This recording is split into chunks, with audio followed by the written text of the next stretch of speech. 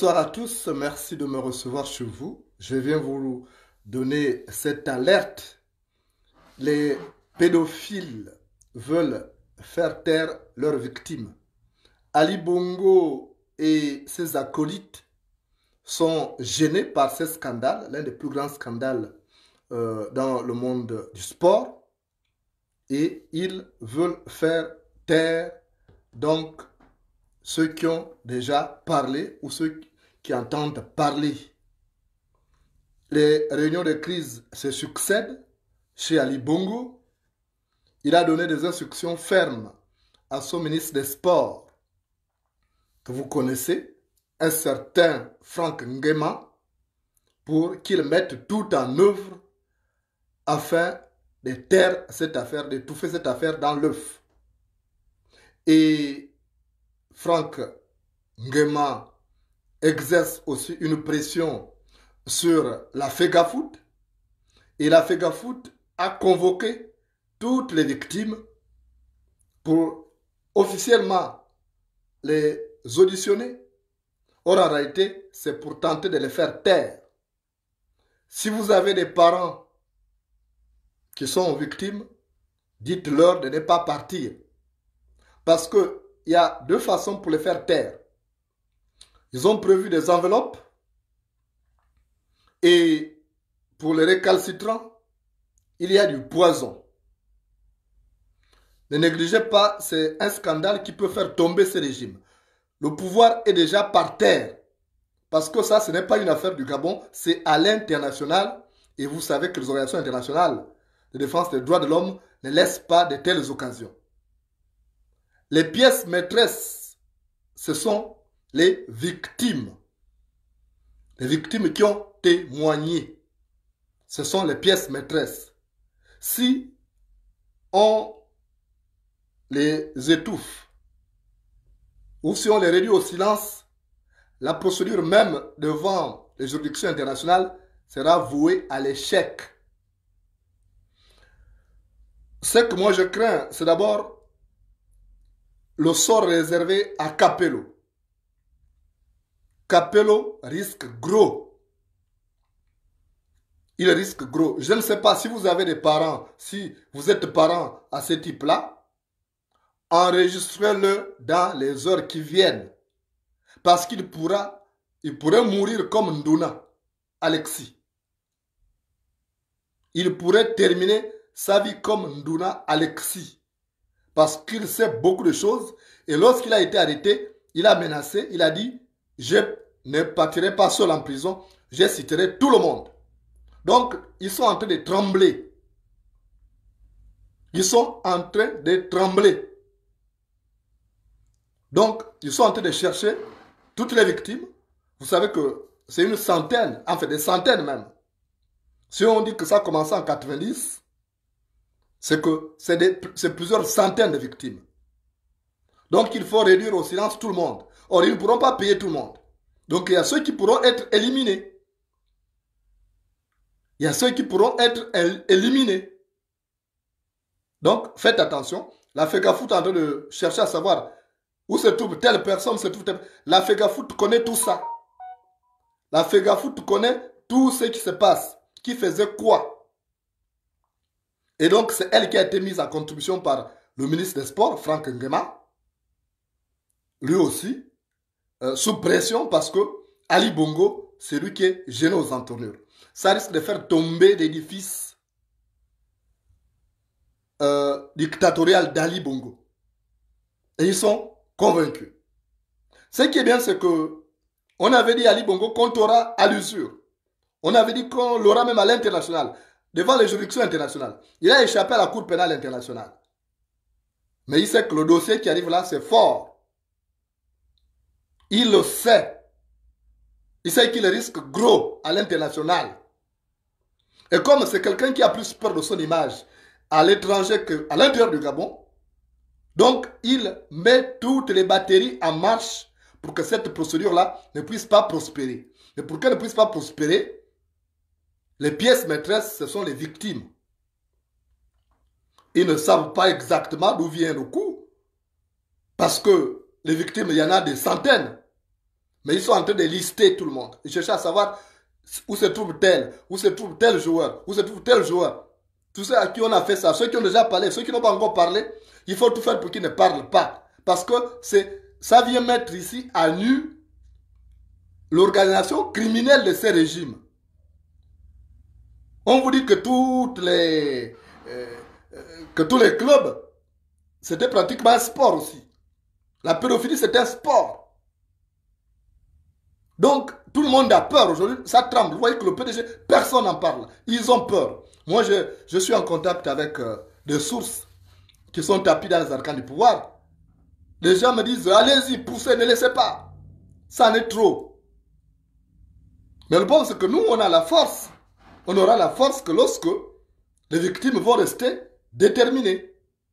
Je vous dis souvent que le tam-tam encourage les danseurs. Le tam-tam encourage le danseur. Donc, si les victimes se rétractent, nous, on n'aura plus la force. Commençons par protéger Capello là. Donc, que les parents aillent lui donner souvent de la nourriture. Parce qu'on peut lui donner de la nourriture empoisonnée, on peut lui donner l'eau. Or, il doit parler. Il a dit qu'il parlera. Je sais. C'est quand même un bon garçon. Un garçon n'est pas les autres maboules là qu'on achète comme ça et puis c'est et aller mourir seul. Donc, il parlera. Et il a même commencé à parler. Mais ça gêne. Vous savez que les procédures qui concernent le pouvoir, les gens traitent ça avec beaucoup, avec un luxe de précaution. Donc, il a commencé à parler. Et il a dit qu'il ne mourra pas seul. Qu'il n'ira pas mourir en prison seul quand on l'a attrapé. Donc, ça tremble. Et ils ont peur. Ali Bongo lui-même, parce que c'est le chef de cette organisation criminelle. Il a peur. Il nous a échappé avec l'histoire des crimes rituels. Il pensait qu'il a... Mais là, voilà, il a fui le caïman dans l'eau, mais il se retrouve face au tigre, sur la terre ferme. Voilà quelqu'un qui fuit le caïman dans l'eau, mais il se retrouve avec le tigre sur la terre ferme. Donc il ne sait plus. Il dit, il va aller où? S'il replonge dans l'eau, le caïman l'attend. Et s'il reste sur la terre ferme, le tigre va le bouffer. Donc il est embêté. Donc faites passer le message. On ne lâche pas. Demandez aux victimes de ne pas se rétracter. Et les parents de Capello, qu'ils aillent déjà l'enregistrer, qu'ils disent, même s'il meurt, on sait qu'il aura laissé ça. Il ne mourra pas pour rien. Je vous assure que vous risquez de le perdre. L'erreur que Ndouna avait commise, c'était celle de ces terres de ne pas citer les gens. Mais ils l'ont empoisonné. Ils l'ont même libéré. Ils ont dit liberté conditionnelle. Mais ils pensaient, alors qu'il avait déjà le poison. Il avait déjà le poison dans le sang. Et il est allé mourir comme un jeu. Donc, faites attention à ces gens-là. Ils sont tous embêtés. Tous les PDG, ils sont pareils. Ils ont fait de la pédophilie leur mode existentiel. C'est comme ça qu'ils procèdent. C'est pourquoi vous voyez les PDG ne parlent pas. Tous se tiennent quelque part. Tous les ministres là, on les renverse et c'est comme ça que ça se passe. C'est pourquoi ils ne parlent pas. C'est pourquoi même les anciens dignitaires du régime ne parlent pas. Il y a des secrets qu'ils ont, ils n'arrivent pas à parler parce qu'ils se tiennent par ça. Et je vous avais dit ici qu'il y a quelqu'un, c'est le neveu de Patience Dabani, qui est au service de renseignement là-bas, celui qui gère toutes les vidéos. Toutes les vidéos de ces gens qui sont pédés là. Voilà. Le premier, c'est d'abord Ali Bongo. C'est Ali Bongo qui est le premier pédophile du Gabon. Donc ne laissez pas, dites déjà à vos victimes de ne pas laisser tomber cette affaire-là. Parce que je connais le pomme de Gabonais. Dès qu'il y a l'argent, c'est fini. Il y a des gens qui montent la pression uniquement parce qu'ils font du chantage. Là, ce n'est pas une affaire de chantage. Parce que ces personnes-là ne lâchent pas. Je suis en direct, rappelé. Donc, ces personnes-là doivent comprendre une chose. C'est que c'est une question de vie. C'est une question de vie. Il est hors de question de dire qu'on laisse ça. Ça ne peut pas se régler comme ça. Parce que ce n'est pas seulement de la simple pédophilie. C'est que vous oubliez, je vous avais déjà dit ça plusieurs fois. Mais comme le Gabonais aime la distraction, il n'a jamais compris. C'est que ce sont des prédateurs de chance. Quand ils couchent avec ces petits garçons-là, ils retirent tout ce qu'ils ont comme capital de chance. Et ces personnes-là deviennent épaves. C'est pourquoi même quand ils vont à l'international, ils ne brillent pas. Ils ne sont pas nombreux à briller. Quand un homme couche avec un autre homme à des fins fétichistes, la victime ne peut plus briller. On viendra vous dire ça ici. Et je vois là, il y a Figo Mwanda là, qui vient défendre, parce qu'il fait partie de ceux-là qu'on renverse sur le canapé. Défends bien, mais je vais te bloquer de la page là. Parce que toi, si tu donnes ton derrière, tout le monde n'aura pas le derrière. L'Alaire avait prévenu les Gabonais. Quand il vous parlait de l'homosexualité d'Ali Bongo, à des fins criminelles, fétichistes, les gens ne croyaient pas. Maintenant, voilà, on est rattrapé. Les gens venaient le défendre. Continuez à venir défendre des gens comme ça. Mais on dit chez moi au village que si tu dis que ton chien ne vole pas, demain il t'apportera un os humain. Si tu dis que ton chien ne vole pas, demain il t'apportera un os humain. Voilà. Donc, c'est ça la réalité. La réalité, c'est qu'Ali Bongo est gêné et il ne sait plus comment avancer. Le pouvoir est par terre. C'est une grosse affaire. Ça fait du bruit à l'international. Même, même aux États-Unis, les journaux en parlent. Or, Ali Bongo attache plus de prix à son image à l'international que sur le plan national. Donc, on le tient par les couilles. Tenons Ali Bongo par les couilles. Pour qu'il ne nous échappe pas. Tenons-le par les couilles, comme ça il ne peut plus bouger un peu. Et rien qu'avec cette affaire-là, on peut lui donner le dernier AVC qui va le conduire au tombeau. On peut lui donner le dernier AVC parce qu'il est embêté. Il appelle un peu tout le monde pour essayer d'étouffer. Je suis sûr il doit même tenter de contacter le journaliste là pour qu'il ne vienne pas citer. Mais nous, on connaît déjà. C'est pas parce qu'on ne parlait pas, mais on savait ici. Il y a certains qu'on venait dénoncer. Je vous dis, c'est parce qu'il a honte de voir l'anus de la chèvre que le mouton marche la tête baissée. C'est parce qu'il a honte de voir l'anus de la chèvre que le mouton marche la tête baissée. Donc cette affaire-là, il ne faut pas laisser tomber. La Fegafoot, les Pierre Alain Mungengue, tous, ils savaient ce qui se passait. Ils ont donné une caution morale à ces pratiques-là. Donc, qu'ils vous appellent, ne partez pas. Ne partez pas. Les gens sont gênés. C'est comme ça au PDG. Aujourd'hui, là, la pédophilie est presque dans tous les domaines. En dehors de la pédophilie, il y a cette homosexualité fétichiste qu'ils font là. Pour passer, pour travailler, ils font la même chose. Tous les ministres que vous voyez là, ils sont passés, ils ont été tous pédés pour comprendre, qu'on puisse avoir de l'ascendance sur eux. Ils sont passés par là. C'est pourquoi ils ne parlent pas. Maintenant, cette affaire-là, ça va continuer. On va faire du tapage. Ne laissez pas tomber. La Fegafoot a fait un communiqué pour appeler les victimes. Est-ce que la Fegafoot, c'est une juridiction, c'est une institution judiciaire? Non. La Fegafoot n'est pas le parquet de Libreville. Le seul maître de poursuite, c'est le procureur de la République. Il n'y a que le procureur de la République qui est maître de poursuite judiciaire. Ce n'est pas la Fegafoot. La Fegafoot va écouter qui? La Fegafoot est complice. Ils sont tous pareils. Ils sont pareils. Ils faisaient les mêmes choses. Tous ceux qui sont là-dedans, presque, ils faisaient la même chose. Ils le savaient, ils ne parlaient pas. Maintenant, ils vont auditionner qui? Quand la Fegafoot appelle les jeunes là pour dire non, venez, on va vous écouter, machin. Pour dire quoi? Ils ne savaient pas ça. Ça, c'est de l'hypocrisie. On veut les empoisonner. Dites-leur de ne pas partir. Donc, dites-leur de ne pas partir. Parce que c'est grave ce qui se prépare là. Ce qui se prépare, c'est grave. Ali Bongo en fait trop. Il fait ça depuis longtemps. Quand je venais dénoncer ici, on disait non, Moulenda. Le journaliste a même parlé du balcon. Non? Vous avez vu que là, l'interview qu'il a accordé à Gabo Mediatam, il a parlé du balcon. Le journaliste là, Molino, il a parlé du balcon. Quand je venais dénoncer ça au balcon, les gens ne prenaient pas ça. Vous voyez que c'est même quelqu'un de l'extérieur qui reconnaît le travail que nous avons abattu. Donc voilà. Et vous avez des enfants qui défendent un régime comme ça, mais qui viennent encore défendre. Ali Bongo, c'est le premier pédophile. Je persiste et signe. Le premier pédophile, c'est Ali Bongo. Ce sont ses amis. Vous voyez ceux qui sont là. Ils sont pareils. Les gars, c'était tout. C'est ce qu'ils faisaient. C'est leur travail. Voilà. Donc, passons le message. Parce qu'ils ont l'intention de refroidir certains. Ceux qui tiennent le flambeau. Et il ne faut pas donc qu'on se souffle. On doit tenir ce débat-là jusqu'au bout. On se fera au balcon, ne vous en faites pas.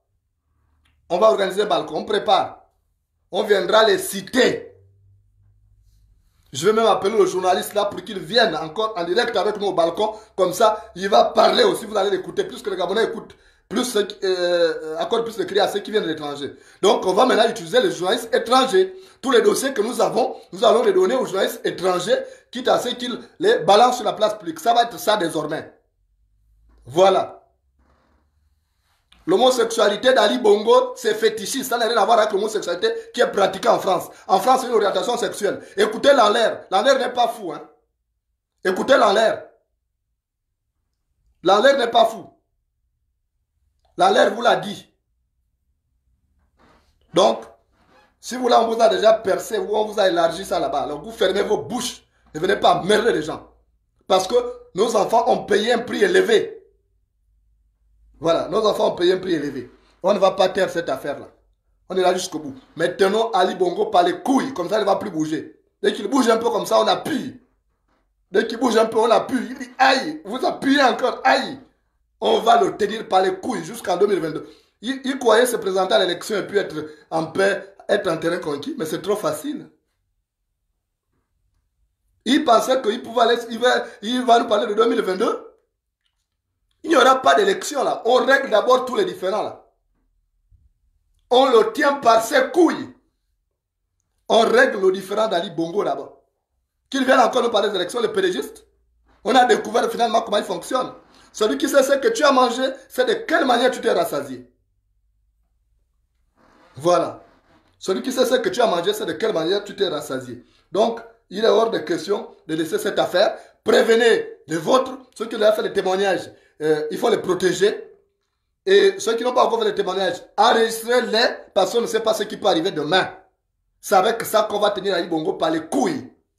Et quand il va bouger un peu, on appuie seulement.